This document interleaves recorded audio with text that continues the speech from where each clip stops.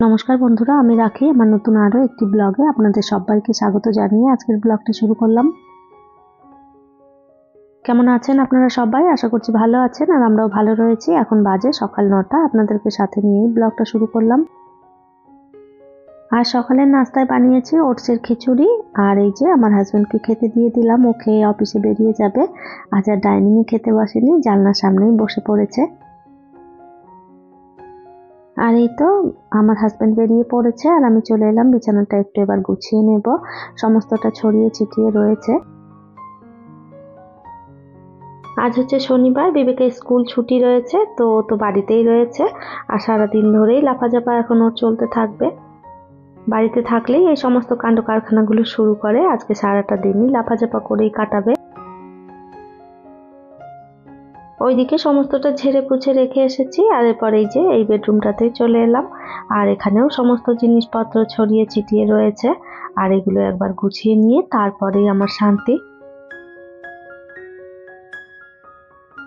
সকালবেলা উঠে ঘরটার অবস্থা কিন্তু প্রত্যেকদিন এইভাবেই থাকে, আর চারদিকে জিনিসপত্র ছড়িয়ে ছিটিয়ে এলোমেলো হয়ে থাকে। আমি সমস্তটা সকালবেলায় ওরা সবাই বেরিয়ে যাওয়ার পরই তারপরে গুছিয়ে ফেলি।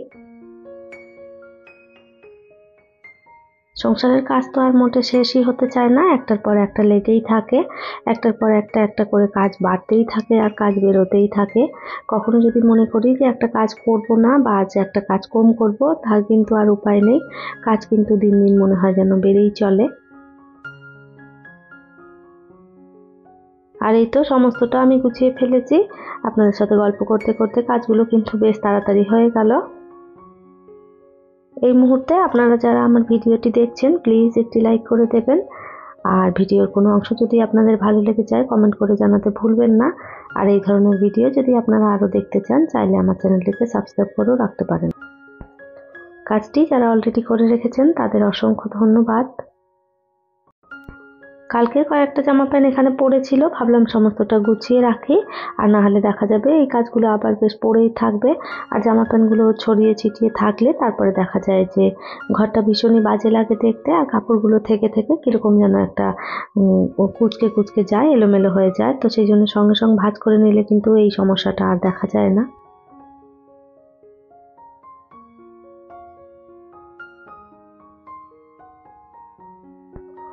আর এই তো ওইদিকে গুছিয়ে রেখে দিয়ে তারপরে চলে এলাম কিচেনেও সমস্তটা গুছিয়ে নিয়ে ভাতটা বসিয়ে দিয়েছি, আর এদিকে বাসনগুলো এবার একটু মেজে নিচ্ছি।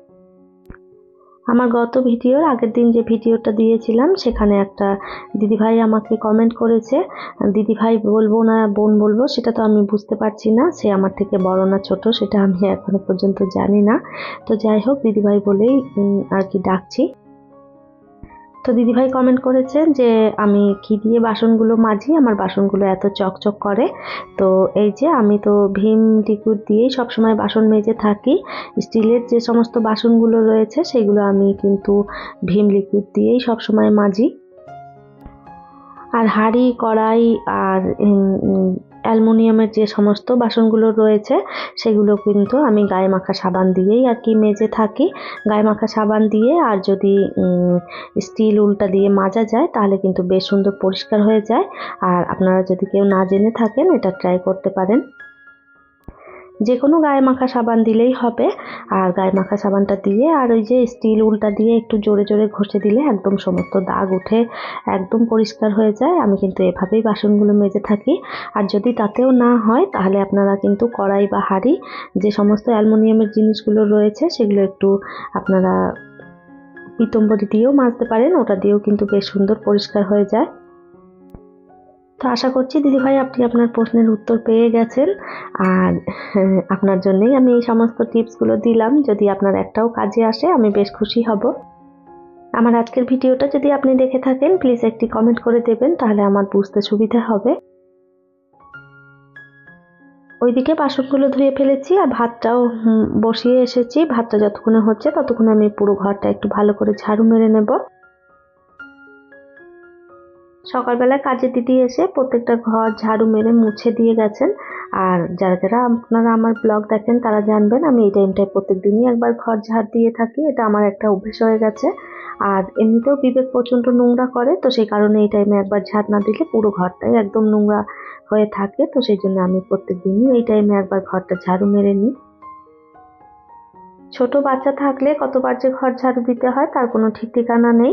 আর সত্যি কথা বলতে কি, ঘর যদি নোংরা থাকে দেখতে ভীষণই বাজে লাগে। আর এই তো সমস্ত ঘরটা আমি ঝাড়ু দিয়ে ফেলেছি, আর এদিকে আমার কিন্তু ভাতও হয়ে গেছে। আর এরপর ভাতটা আমি একটু নামিয়ে ফেলবো।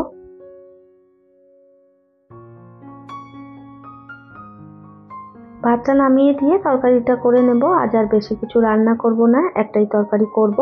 তো এই যে আজকে সেভাবে সবজিপাতি ঘরেতে কিছু নেই, সবজিপাতি আনতে যেতে হবে বাজারে। তো আমার আর যাওয়ার সময় হয়নি, তো সেই জন্য কোনো সবজিও বাড়িতে নেই। তো কি রান্না করব সেটাই ভাবছিলাম, তারপরে ভাবলাম ডিমটাই তাহলে রান্না করে ফেলি। তবে গোটা গোটা ডিম রান্না করলে খেতে খুব একটা ভালো লাগে না, তো সেই জন্য ডিমের অমলেট করেই আজকে তরকারিটা করব। আর এখানে একটু পেঁয়াজ কুচি করে নিয়ে ডিমটা ভালো করে গুলে নিলাম। আর এরপর ডিমটা ভেজে তারপরেই আর কি তরকারিটা করব। আর এই তো ডিম ভাজাটা বসিয়ে দিয়েছি। আর এখানে আমি 3টে ডিম নিয়েছি, আর 3টা ডিমের অমলেট কিন্তু আমি একই সঙ্গে বসিয়েছি। একসঙ্গে ডিমের অমলেটটা করলে কি হয়, সময়টাও বাঁচে, আর ডিমের অমলেটটা কিন্তু অনেকটা মোটা হয়, তো সেই কারণে তরকারি করলে বেশ ভালো আর কি খেতে হয়, আর ভেঙেও যায় না। আর পাতলা পাতলা করলে কি হয়, জলের মধ্যে দিলে ডিমগুলো ভেঙে যায়। আর আমি কিন্তু যখনই ডিমের অমলেট করে তরকারি করি তখন কিন্তু এভাবেই করি। আর আমার মাও এই প্রসেসেই করে থাকে, মায়ের কাছ থেকেই শেখা। আর যতই মায়ের কাছ থেকে শিখে রান্নাটা করি না কেন, মায়ের মতন কিন্তু হয় না। মায়ের হাতে যেন একটা আলাদাই স্বাদ। হাজার চেষ্টা করেও কিন্তু মায়ের মতন তরকারি রান্না করতে এখনো পারি না, আর হয়তো কখনো পারবোও না। নিজে যে রান্নাগুলো করি সেগুলো যে খেতে খুবই বাজে হয় এমনটা কিন্তু নয়, তবে মায়ের মতন কিন্তু করতে পারি না। তেলের মধ্যে একটু জিরে দিয়ে ভালো করে লাল লাল করে আলুগুলো ভেজে নিয়েছি। আর এরপরে যে এর মধ্যে মশলাটা দিয়ে দিলাম। আর মশলার ভিতরে বেটে রেখেছিলাম পেঁয়াজ, আদা, রসুন, একটা টমেটো, সমস্তটা দিয়েই কিন্তু একবারে বেটে নিয়েছিলাম। আর ওই মশলাটাই এখানে দিয়ে দিয়েছি। ভালো করে একটু নেড়ে চেড়ে তারপরে এর মধ্যে দিয়ে দিচ্ছি গুঁড়ো মশলা। আর গুঁড়ো মশলার ভেতরে দিয়েছি ধনে গুঁড়ো, জিরে গুঁড়ো, আর একটু নুন, একটু হলুদ, সমস্তটা দিয়ে একবার ভালো করে কষিয়ে নেব। কাঁচা গন্ধটা যতক্ষণ না চলে যাচ্ছে ততক্ষণ পর্যন্ত ভালো করে নেড়ে চেড়ে কষিয়ে নিয়েছি। আর এরপর জল দিয়ে তারপরে এর মধ্যে ডিমগুলোও দিয়ে দিলাম। জলটা দেওয়ার পর ঢাকা চাপা দিয়ে অনেকক্ষণ হতে দিয়েছিলাম। আলুটা গলে যাওয়ার পরে কিন্তু ডিমটা দিয়েছি। আর এরপরে এই যে ওপর থেকে একটু ধনেপাতা দিয়ে দিলাম। ডিমের তরকারিটা খেতে কিন্তু বেশ ভালো স্বাদ হয়েছিল, আর আপনারা চাইলে এভাবে একবার করে দেখতে পারেন, খেতে কিন্তু বেশ ভালো লাগে। আর এই তো ডিমের তরকারিটা আমার হয়ে গেছে। আজকে ভাত আর এই ডিমের তরকারি করেছি, আর কিছু করব না। খাওয়ার সময় একটু শসা পেঁয়াজ কেটে নেব, আর একটুখানি টক দই রয়েছে সেটা দিয়েই আর কি মোটামুটি দুপুরটা আর কি কাটিয়ে দেব। আর বেশি কিছু রান্না করতে ইচ্ছে হচ্ছে না। আর এই তো প্রতিদিনের মতন রান্নার পর রান্নাঘরটা গুছিয়ে গ্যাসটা একদম পরিষ্কার করে নিলাম। আর এরপর চলে যাব দুপুরবেলা, স্নানটা বাকি রয়েছে, স্নান করব, বিবেককেও রেডি করব। আমি আর বিবেক খাওয়া দাওয়া করে নিয়ে তারপরে আমরা চলে যাব একটু আমার বাপের বাড়িতে। ওখানে বিবেকের অনেক বন্ধু বান্ধব রয়েছে, ওখানে গিয়ে খেলাধুলো করবে। আর এই যে প্রত্যেকদিন এই টাইমটা হলেই কিন্তু আমাকে দিদির বাড়ি নিয়ে চলো চলো বলে বেশ বিরক্তি করে। আর এই তো সমস্ত রান্নাঘরটা আমি গুছিয়ে ফেলেছি। তাহলে চলুন, আমার আজকের ভিডিওটা এই পর্যন্তই। ফিরবো নতুন ব্লগ নিয়ে, ততক্ষণের জন্য সবাই ভালো থাকবেন, সুস্থ থাকবেন।